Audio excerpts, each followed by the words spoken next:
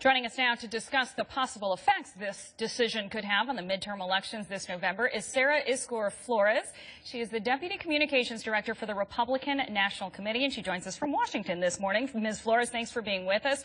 How do you think this decision is going to affect? How do you think this decision is going to affect your party? Well, I think it's important to start with the fact that this wasn't a win for one party or the other. This was a win for the First Amendment. It's a win for free speech. I think that what you see here and what some of the speakers you just played were missing was this doesn't dismantle the individual limits and how much you can give to a candidate. What it did change was how many candidates you can support. Which means that you could give up school choice or whatever you're... Means you could give up to $3.6 million if you supported each of the candidates running for Congress, right? So you're right, it doesn't change the individual limits. I just want to talk about the dissenting opinion since you bring it up. Justice Breyer wrote in his opinion, quote, if the court in Citizens United opened a door, today's decision may well open a floodgate.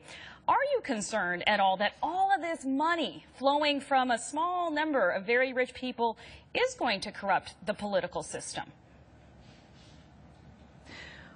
Well, I'd say that right now, there's no evidence that this will actually put more money into the system.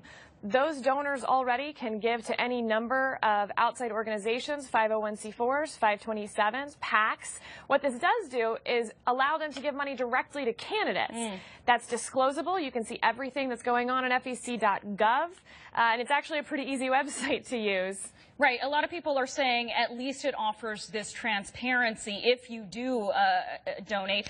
One prominent Republican, though, Ms. Flores, Senator John McCain, who has been at the forefront of campaign finance reform, he issued this criticism. He said, I am concerned that today's ruling may represent the latest step in an effort by a majority of the court to dismantle entirely the longstanding structure of campaign finance law, erected to limit the undue influence of special interests on American politics. So does this decision, combined with the Citizens United case, spell the end of campaign finance reform? Well, with all due respect to Senator McCain, we just disagree on what the First Amendment says there. And I think it's important that people realize Justice Thomas, in his concurring opinion, has a great footnote that says, you know, when Jay-Z goes campaigning with the president, his time is worth more than, well, frankly, my time or your time. And so there are already ways people are going to have more influence than others. Why, though, should Jay-Z have significantly more influence than someone who just wants to support all of the school choice candidates in the country? Yeah, Jay-Z being one of those mega individual donors. One last question. How will this affect the midterm elections at all, do you think? Well, I actually think that's a really interesting question, because what you had before was that you could only support 9 candidates under the maximum allowable contribution limits, which meant that the vast majority of people were going to give to those top 9 competitive races, whether it's according to polling or the Cook Report or something else.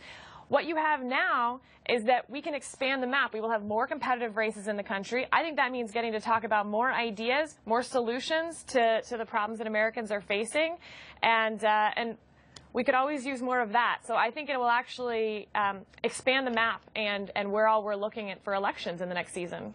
Isgur Flores, Deputy Communications Director for the Republican National Committee, joining us from Washington this morning. I really appreciate your perspective. Thank you.